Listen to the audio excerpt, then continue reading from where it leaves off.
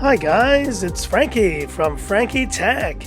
Good to see you guys again, and I'm here to share some of my thoughts about this Huawei Mate 20X 5G. Now, I just picked this one up last night, and let's face it guys, this is not going to be a full review of this phone. I've reviewed this phone numerous times, I would say, the Mate 20X original. Now, this is the first time I've gotten the 5G version myself, and as you can tell right here, 8256 GB version, and it is the China version. And just want to talk about why do I love this Mate 20X series so much, and then we'll just do a quick size comparison because I want to show you guys really what a big phone is all about and how much bigger this actually is compared to a lot of the other big phones that I've been looking at recently. So let's get started. So the first thing that I have loved about having this phone back in my hands is the design. So this ribbed back, I forgot how grippy it actually is on this Mate 20X and the 5G version as well, as you can see there. And we have the same camera setup as the Mate 20 series in the past. Now, we don't have an in-display fingerprint scanner. That's where this device shows a bit of its age,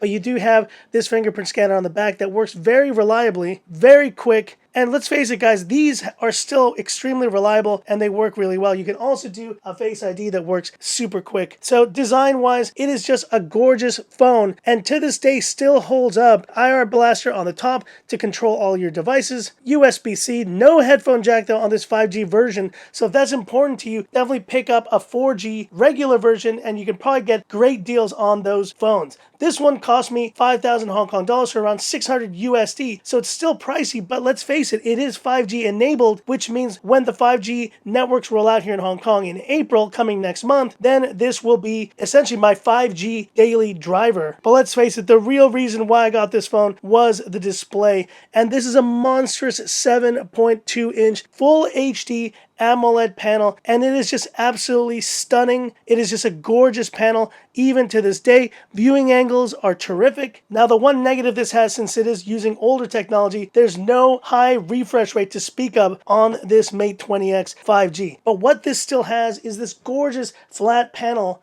but with still minimal bezels, top and bottom. Yes, we do have a notch on this phone, but the bottom bezel is actually much smaller and actually incredible to consider that a 2018 phone had such a small lower bezel. Well, let's face it, a lot of phones have come out since then, and how does this compare, let's say, next to the Black Shark 3? And the 3 Pro is not even out yet, but look at this. This is one of the few phones that can actually make the Black Shark 3 look small. And yes, it actually fits within the display area, as you can see. Wow. And also want to bring in what I consider now really the top end of smartphone design for 2020. This is the blueprint, the Mi 10 Pro with minimal bezels, top and bottom. Oh, and what is this? Looks like I have an update ready to download. That's pretty cool. We'll have to check that out in another video. But there you see these phones next to each other. And what is the major difference between the Mate 20X and these other phones that make this feel so much bigger? It's all about aspect ratio. So we're looking at 19.5 by 9 on the Mi 10 Pro versus 20 by 9 on the Black Shark 3, and then 18.7 by 9 on the Mate 20X.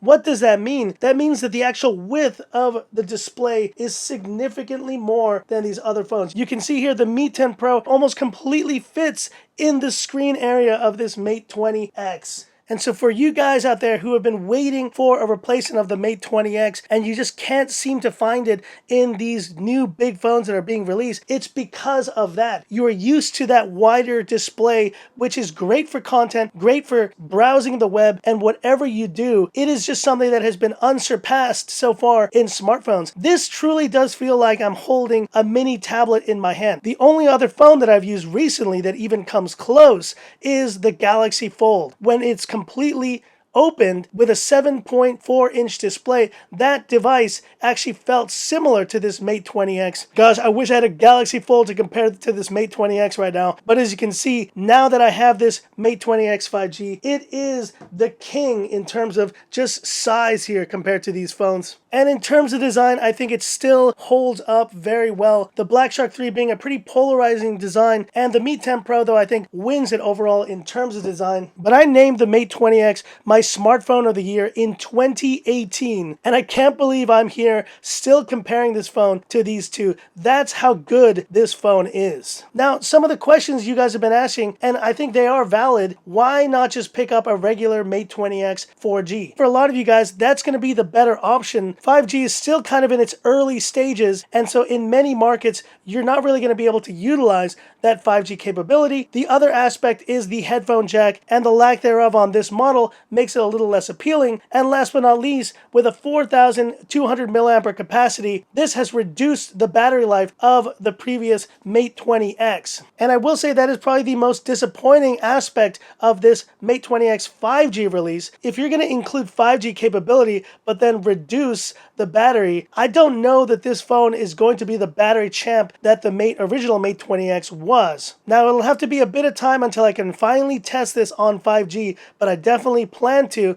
But with a Kirin 980 on board, this is still a fast and fluid device, with the only real negatives, I think, being the lack of a higher refresh rate, the slightly smaller battery, and the lack of a headphone jack. But let's face it, guys, in terms of audio, in terms of this just gorgeous display on this phone, and in terms of just overall dimensions, there's nothing else on the market that feels like a tablet in your hand than this Mate 20X and the Mate 20X 5G. And so hit me up in the comments, guys. This is really just an initial size comparison between these phones. But what types of comparisons would you want to see versus this Mate 20X? And I know what you're saying. The Black Shark 3 Pro is almost here. And a lot of you guys are maybe considering that as an alternative to this Mate 20X 5G. But let's face it, guys, as you can tell, even at a larger display size, this Black Shark 3 Pro will not equal the width dimension of this Mate 20X. There simply is nothing else on the market like this phone, and that is why I see so many people still using this phone here in Hong Kong.